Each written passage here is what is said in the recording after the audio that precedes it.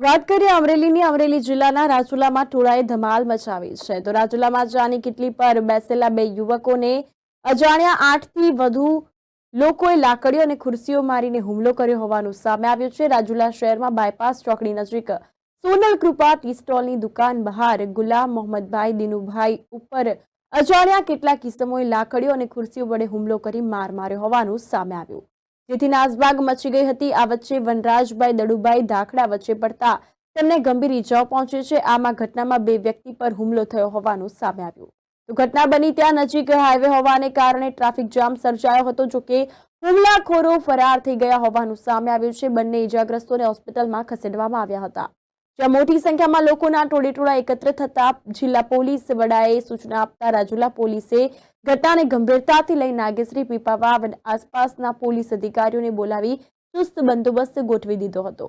કાયદા વ્યવસ્થાની સ્થિતિ વચ્ચે ચૂંટણી નજીક હોવાને કારણે જળવાય તે માટે પોલીસ એલર્ટ મોડમાં જોવા મળી છે।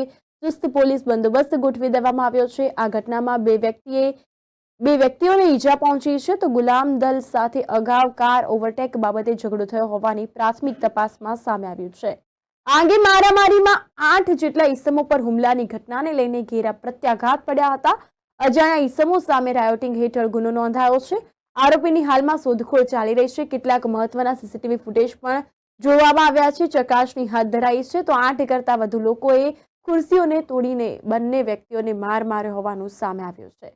સરા જાહેરમાં કેટલાક લોકોએ હુમલો કરી ધમાલ મચાવી હોવાનું સામે આવ્યું તો અલગ અલગ બે કોમના જૂથ હોવાને કારણે સમગ્ર ઘટના પર જિલ્લા પોલીસ વડા સતત નજર રાખી રહ્યા છે અને ઘટનાની જાણ થતા સાવરકુંડલા એએસપી વલય વૈદ પણ રાજુલા દોડી આવ્યા હતા। સાવરકુંડલા એએસપી વલય વૈદ ઘટનાની ગંભીરતા સમજીને હોસ્પિટલ અને બનાવ સ્થળ વિસ્તારમાં વિઝિટ સાથે રાજુલા પીઆઈ જે ગીડા અને પીપાવાવ પીએસઆઈ પ્રશાંત લક્કડ અને નાગેશ્રી પીએસઆઈ પલાસ અને રાજુલા સર્કલ ઓફિસર સહિત પોલીસ ઓફિસર કર્મચારીઓ તૈનાત કરી બંદોબસ્ત ગોઠવી દેવામાં આવ્યો હતો।